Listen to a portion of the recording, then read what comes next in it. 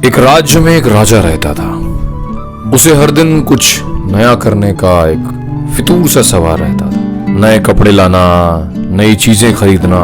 ये दिन बीतता गया, लोग उसकी इन चीजों से काफी परेशान थे, लेकिन राजा था इसलिए कोई कुछ बोल नहीं सकता था। प्रजा उसकी इसी तरीके से चल रही थी। राजा ऊट पटांग हरकतें करता रहता है, ये बात दूसरे प्रदेशों तक भी गई। तो वहां से दो ठग निकले। वो ठग आए और उन्होंने राजा से कहा, राजा हम जादुई कपड़ा बनाते हैं। राजा ने कहा, वो कैसा?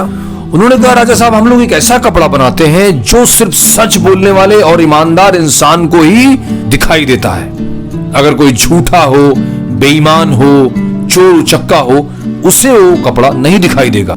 राजा ने कहा, ये तो बड़ी कमाल की चीज है, आप बनाओ। क्योंकि राजा पीछे हट नहीं सकता था, क्योंकि प्रजा सामने बैठी थी और सेनापति और पूरे महामंत्री बैठे हुए थे। राजा ने सोचा, अगर मैं इस प्रस्ताव को ठुकराता हूं तो लोगों को मेरे ऊपर शंका पैदा होगी। उन्होंने कहा, राजा साहब इसके लिए आपको 100 स्वर्ण मुद्राएं खर्च करनी होगी, गोल्ड कॉइन।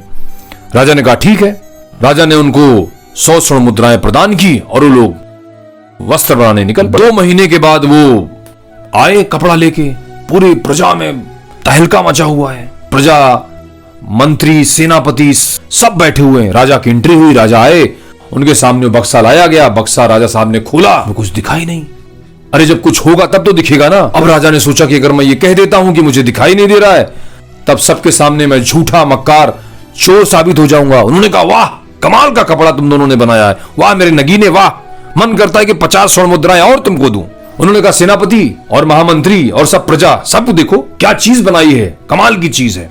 सबने कहा, सभी प्रजा और सभी सेनापति, सभी महामंत्री ने कहा, राजा साहब क्या कपड़ा है। सबको डर लग रहा था कि ऐसा ना हो कि हम बोल दें, हम बेईमान साबित हो जाएं। उसमें कुछ नगीने ऐसे थे जिन्होंने कहा, राजा साहब कल आपका जन्मदिन है, ये कपड़ा पहन के आप प्रजा में घूमिए, कमाल का जो है संदेश जाएगा। राजा साहब ने यह प्रस्ताव स्वीकार कर लिया। बक्सा राजा साहब के कमरे में लाके रख दिया गया। राजा साहब सुबह सुबह तैयार हुए, बाहर निकले, पूरे नंग धड़ंग, और घूम रहे हैं पूरी प्रजा के सामने। अब पूरी प्रजा उनको देख के हक्का बक्का। अब करे तो करें, क्या करें? अगर ये कह दिया जाए कि आपने कुछ पहना नहीं है तो ये होगा कि आप जो है बेईमान हैं, चोर उचक्के हैं। राजा को ये लग रहा था कि अगर मैं ये कह दूं कि मैंने कुछ नहीं पहन रखा है तो मैं बेईमान साबित हो जाऊंगा। जब पूरा राज्य भ्रमण समाप्त होने वाला हुआ, तभी एक बच्चा देख के राजा को हंसने लगा, जोर जोर से। राजा को गुस्सा आ गया। राजा ने कहा, तुमको दिखाई नहीं दे रहा है क्या कि मैंने क्या पहना हुआ?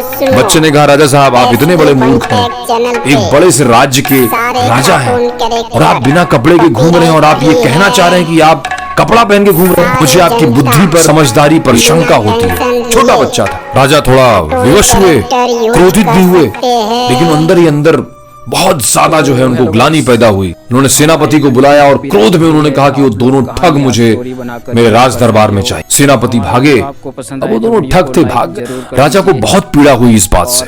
राजा को अपने फितूर, अपने ऊट पटांग हरकतों पर बहुत लज्जा महसूस हुई, बहुत शर्म आई। उन्होंने फिर ये सारे ऊट पटांग काम करने बंद किए। उन्होंने अपनी प्रजा के ऊपर ध्यान देना शुरू किया और उनकी प्रजा आज बहुत ही खुशहाल है। और तो इस कहानी का मोरल ये है कि कभी भी आप किसी भी चीज की चाहत में इस तरीके का अनर्गल काम ना करें कि लोग आप पे हंसे। अपना दिमाग लगाएं, अपनी चीजों को समझें। राजा को ये बात समझ में आई और राजा ने फिर उसके बाद से ये ऊट पटांग हरकतें करना बंद की और राज्य का ध्यान रखा। राज्य उनका एक बहुत बड़े लेवल पे गया। तो समझने के लिए और समझाने के लिए कोई भी आपको समझा सकता है और किसी से भी आप समझ सकते हैं, चाहे वो छोटा हो या बड़ा, गरीब हो या अमीर। अगर आपको कोई सजेशन दे तो आप उसको समझिए और उसको अमल करिए, जैसे कि राजा ने अमल किया।